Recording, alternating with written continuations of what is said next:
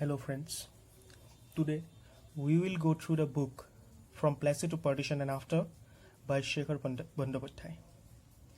It is a book basically written for history of modern India. This book is beneficial or useful for those candidates or aspirants who are opting history as an optional subject in their civil service mains examination. Moreover, one very important thing regarding the book I am going to say you that this book will work as an value addition in your mains answer. That is, while you write your answer in the mains examination of civil service, then the content of this book will going to help you to fetch more mark. Let's go to the book. Here, as you can see, this is the front cover of the book, nicely portrayed, and this is the back cover of the book. And basically it is published by Orient Blackstone, and at the time while I bought this book it was 425 rupees in price, and you can avail it from any bookstore in your nearby area, or you can buy online by going to the link given below in the description. So let's start to the book. So today I am going to give you a very basic, concise summary of the book by explaining you the content of the book. Now, the book basically starts from its chapter 1 deals with transition of 18th century. That is the modern India. It deals with, or it started by mentioning that decline of the Mughal Empire, that how the Mughal Empire has declined, the mighty Mughal Empire who ruled over almost 200 years in India, then how the regional powers of Indian subcontinent emerged. For example, you can see that Bengal, Hyderabad or Awadh. Then gradually it comes how British Empire was established in India by subduing the old regional powers. So the first chapter deals with that is declining of a Mughal Empire and how the fractionalism in the great Mughal Empire started, and the regional powers of India, that is, for example, you can see Awadh, Hyderabad, Bengal established, and they played a very important role and politically and economically. But gradually, due to internal politics and imperialism policy of British Empire, these powers also subdued in front of great British Empire. Now come to the chapter 2. It deals with the imperial ideology of the British Empire of English, that is the policy they have adopted to expand their frontier throughout the Indian subcontinent. Then in this chapter also it deals with the land revenue system of the British Empire. One thing I am going to tell you that here, extracting land revenue, that is page number 82, it is given. This book, it is explained the various policy. Once you go through the book, you will know the policy which we have already heard in our high schools, that is permanent settlement, or this is riotary system, very thoroughly and in a neutral manner it has been explained by our author. And here I am going to mention you that in this book there are lots of quotation of great historians which will going to work as a great value addition in your mains answer. If you can remember this quote and you can mention in the mains answer one or two quote, not in every question, but as per the demand of the question, if you can mention it, then obviously it will going to give you 1 or 2 extra marks than an average answer.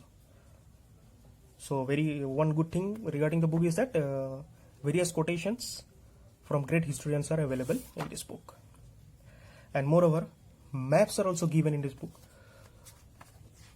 That is one important thing regarding history, is that history will become interesting, and you will get more pleasure by reading this, while you can avail the geographical locations. This is, as you can see, this is the Mughal Empire in 1707 century, just while the fractionalism in the Mughal Empire have started. So two things: one, quotation; number two, map.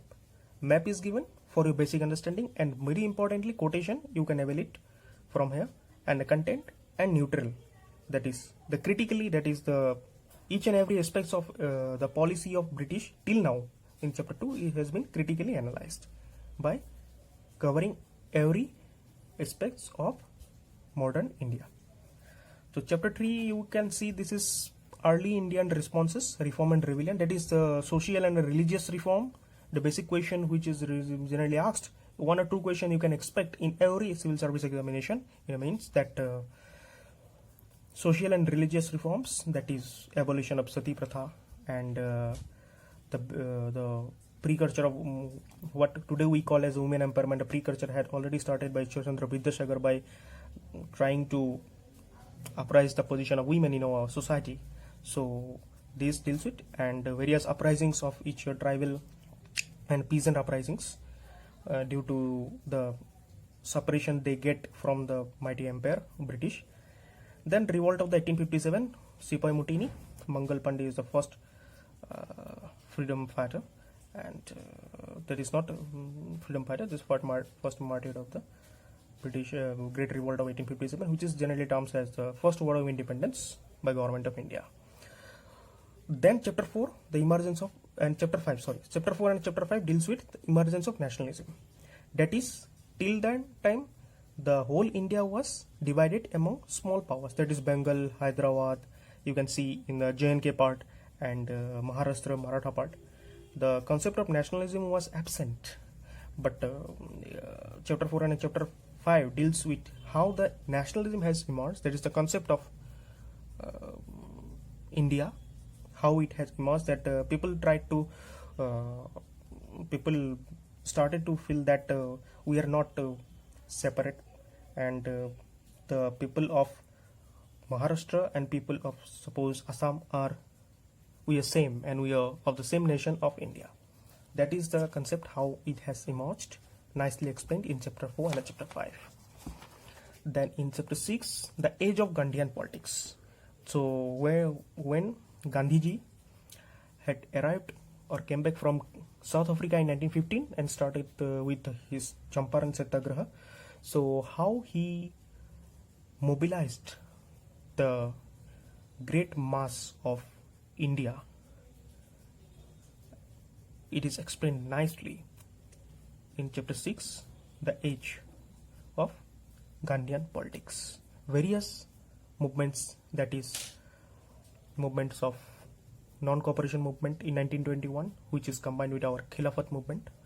So civil disobedience of 1932, and how the internal politics has changed, how leading politicians of India, Mahatma Gandhi, Jawaharlal Nehru, Sardar Vallabhbhai Patel, dealt with the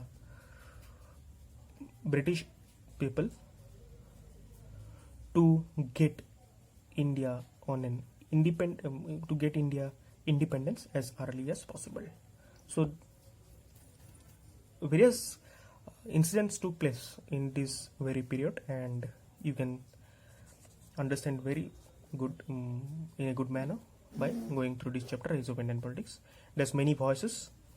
That is, after that lots of groups, for example working class movement and Dalit protest, emergence of Dadabhai, Bhimrao Ambedkarji, and how he fought for the rights of the Dalits, and that's women participation in our national movements, how women came out of the house and participate openly in the roads against British Empire. This is nicely explained in chapter 7.